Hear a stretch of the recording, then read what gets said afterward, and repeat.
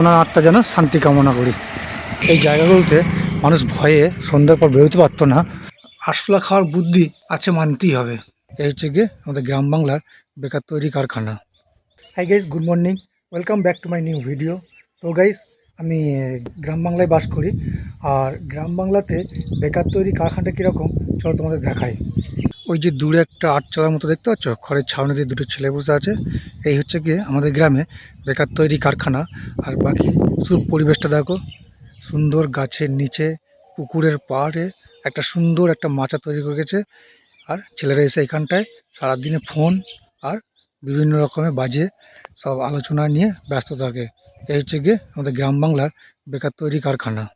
সবাই আমি গ্রাম বাংলার গার্জেনদের কাছে একটু রিকোয়েস্ট করব যে তারা যেন তাদের বাচ্চা কী করছে, কোথায় যাচ্ছে এবং কী ব্যাপারে আলোচনা হচ্ছে একটু নলেজ যেন রাখে। তা নাহলে এইভাবে বেকার তৈরি হয়ে যাবে। আর তোমরা কে কে আমার সঙ্গে একমত আছো কমেন্ট করে জানাবে। যা তোমাদের কার কার গ্রামে এরকম বেকার তৈরি কারখানা আছে সেটাও জানাবে। আর গাছ তোমাদের আরেকটা জিনিস দেখায়। এই যে জিনিসটা দেখতে পাচ্ছ, এটা হচ্ছে গিয়ে চায়না পাঁচি। এটা লেন্থ যত কমই হোক 50 মিটার তো হবেই। আর এই 50 মিটার যদি আমাদের ইট বালি সিমেন্ট দিয়ে একটা পাঁচি তৈরি করতে হতো তাহলে বুঝতে পারছো কতটা টাকা খরচা হয়ে যেত। কিন্তু দেখো, সামান্য একটা মানে বুদ্ধি কাজে লাগিয়ে খুব অল্প খরচে কত সুন্দর একটা পাঁচির একটা বাউন্ডারি ওয়াল তৈরি হয়ে গেছে। তো গাইস, আরশোলা খাওয়ার বুদ্ধি আছে মানতেই হবে। আর গাইস, যত দিন যাচ্ছে মানুষ তত সভ্য হচ্ছে এবং পাশাপাশি তার রুচিটাও পাল্টে যাচ্ছে। তার নজির সব দেখাচ্ছে তোমাকে। এই যে তাল গাছগুলো দেখতে পাচ্ছ, আজ থেকে কয়েক বছর আগে না এই গাছগুলোতে তালই পাওয়া যেত না। আর এখন দেখো, এক গাছ করে তাল আছে, কিন্তু কাউকে বলছি যে কেটে দে, তোর অর্ধেক নিবি আমাকে অর্ধেক দিবি, তাও সেই লোকটা পাওয়া যাচ্ছে না। মানে তাল খাবে না তবে আচ্ছা। কিন্তু আগে এই গাছগুলোতে একটাও তাল কিন্তু আমরা পেতাম না।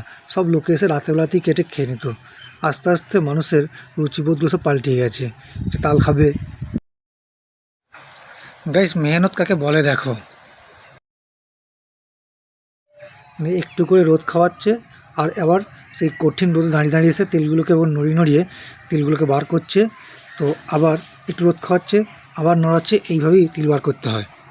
তবে আমি এফবিতে একটা জিনিস দেখছিলাম যে শিক্ষা যদি তোমার ব্যবহারে না দেখা যায় তাহলে তোমার ডিগ্রি একটা কাগজের টুকরো ছাড়া আর কিছু নয়। কারণ কি বলছি, আমি অনেকের মানে ভিডিও দেখি আর সেই ব্লগে কার কী কমেন্ট করছে সেগুলো পড়ি এবং অনেকের কমেন্টে দেখি মানে খুব বাজে বাজে কমেন্ট করে। তো এই বাজে বাজে কমেন্টগুলো করলে তাদের যে ব্লগটা বানিয়েছে তার মনোবল নষ্ট হয়ে যায়। আমি প্রত্যেকটা ভিডিও যেগুলো দেখি আমি প্রত্যেকেই কমেন্ট করি, কিন্তু একটা গঠনমূলক একটা সুন্দর কমেন্ট করি যাতে তার মনোবলটা ভেঙে না যায়। তো ব্যবহারিক শিক্ষা পরিচয় না পেলে সত্যি তো সে একটা কাগজের টুকরো ছাড়া আর কিছুই নয়। তো গাইস, অনেক কদিন হলো গ্রামের বাইরে যাওয়া হয় না, তা ভাবলাম যে পাশের গ্রামে পঞ্চানন মন্দির আছে, চলাও বেরিয়ে আসি।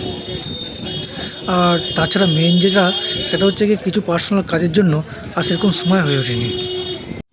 আর ভাই, এই রোডটা হচ্ছে করজগ্রাম পঞ্চমতলা রোড।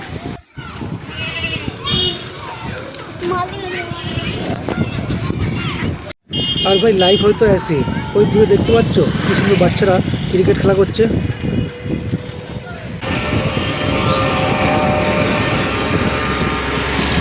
এই যে টুপি করে আসছে দেখতে পাচ্ছ, এরা হচ্ছে গিয়ে আমাদের গ্রামে মাদ্রাসা আছে, ওই মাদ্রাসা থেকে এরা পড়াশোনা করে। আর আমাদের মাদ্রাসাটা হচ্ছে গিয়ে যে ওয়েস্ট বেঙ্গলের সব থেকে বড়ো মাদ্রাসা। আর গাইস, এখান থেকে কাটোয়া 9 কিলোমিটার আর মন্তেশ্বর 23 কিলোমিটার। আর এই হচ্ছে করজগ্রাম বাস স্ট্যান্ড। ওই দূরে দেখা যায় ভাই অভয়ারণ্য। তো ভাই, এখানেও একটা স্কুল তৈরি হয়ে গেছে, যেগুলো একটা সময় এই জায়গাগুলোতে মানুষ ভয়ে সন্ধ্যার পর বেরোতে পারতো না। আর এখন এরকম জায়গাতে একটা স্কুল তৈরি হয়ে গেছে। আর এটা হচ্ছে আরবি মাদ্রাসা স্কুল।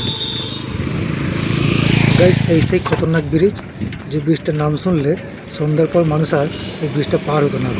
মানে সন্ধ্যার পর যেই পার হয়েছে তারই জায়গা খুলে বাড়ি বাড়ি দিয়েছে। এরকম একটা খতরনাক ব্রিজ এটা।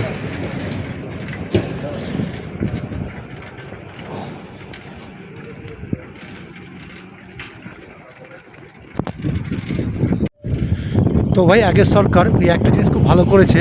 ওই যে দূরে যে জলের ট্যাঙ্কে দেখা যাচ্ছে যে সজলধারা জল প্রকল্প, এই একটা জিনিস ঘরে ঘরে জল দিয়ে এটা খুব ভালো কাজ করেছিল। আর এই যে দেখতে পাচ্ছ দূরে একটা, এটা হচ্ছে আমাদের বাবা পঞ্চানতলার মন্দির। তো পয়লা মাঘে এখানটায় খুব মেলা হয়, ধুম হয়। এই সেই পঞ্চানন বাবার আমাদের মন্দির। আর এটা হচ্ছে গিয়ে আমাদের এখানে পঞ্চমতলা।